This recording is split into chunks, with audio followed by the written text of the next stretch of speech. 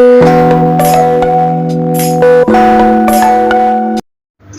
నమస్తే అండి.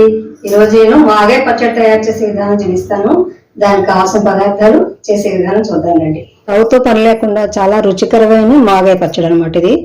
దానికి ముందుగా నేను ఒక హార్లిక్స్ సీసాడు ఉంటుంది కదా, ఈ సీసాడు మాగాయ తీసుకున్నాను. మనం వరగాయలు పెట్టుకుంటాం కదా, దీన్ని చాలా మంది పచ్చళ్ళు అంటూ ఉంటారు, మేమైతే వరగాయ అంటాం దీన్ని ఒక సీసాడు తీసుకున్నాను. దాంట్లోకి 6 ఉల్లిపాయలు తీసుకున్నాను. 3 ఇలా పెద్ద పెద్ద ముక్కలు మిక్సీ పడతాం. ఇవి డైరెక్ట్గా అందులో కలిపేస్తాం పచ్చట్లో. దానికి కొత్తిమీర, పచ్చిమిర్చి, కారం మనకు తగ్గట్టుగా అనమాట, నూనె, స్టోర్ చేసుకోవడానికి ఒక సీసా, మిక్సీతో పని. ఇందులో ఆల్రెడీ ఉప్పు ఉంటుంది కాబట్టి ఇందులో ఉప్పు వేయవలసిన అవసరం ఉండదు. కారం కూడా ఉంటుంది కాబట్టి అది కొంచెం తగ్గుతుంది కారం బాగా పాతపడుతున్న కొద్దీ. అందుకోసం మనం కారంగా పచ్చిమిర్చి ఇది చేసే విధానం చూద్దాం. ముందుగా మనం తీసుకునే పెద్ద పెద్ద ఉల్లిపాయ ముక్కలు ఉన్నాయి కదా, అవి కచ్చాపచ్చాగా గ్రైండ్ చేసుకోవాలి. దాంట్లోకి ఇది తీసేస్తాం.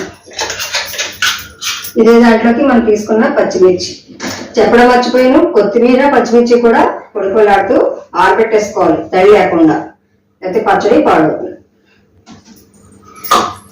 ఇప్పుడు ఇది కూడా కచ్చాపచ్చాగా ఆడుకోవాలి, బాగా మెత్తగా అయితే అవసరం లేదు.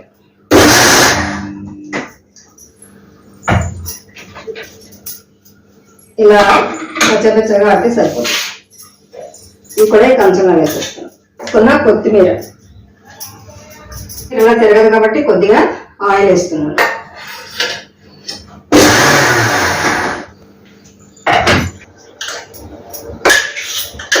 నెక్స్ట్ మనం తీసుకున్న మాగే సగం మిక్సీ పట్టేసుకోవాలి, సగంలో ఉంచేసుకోవచ్చు అనమాట. మరి మెత్తగా చేసేయకుండా సగంలాగా సగంలాగా. ఇందులో కూడా కొంచెం ఆయిల్ వేస్తున్నాం.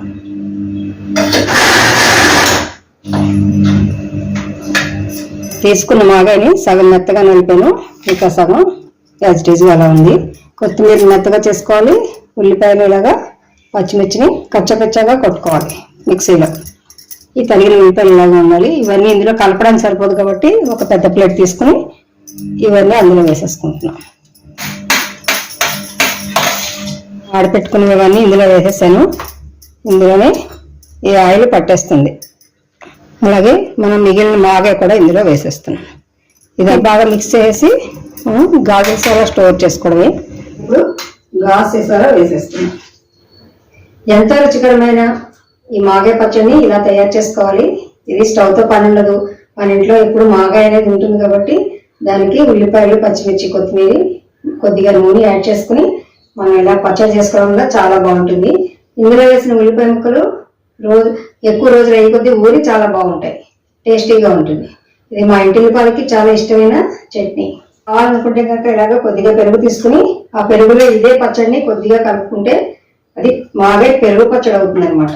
ఇది కూడా చాలా బాగుంటుంది. ఎంతో రుచికరమైన మాగాయ పచ్చడిని మీరు కూడా తప్పకుండా ట్రై చేయండి. నా ఛానల్ సబ్స్క్రైబ్ చేయండి, లైక్ చేయండి, షేర్ చేయండి, నన్ను ఎంకరేజ్ చేయండి. Thank you so much friends. మరొక వీడియోతో మళ్ళీ కలుద్దాం.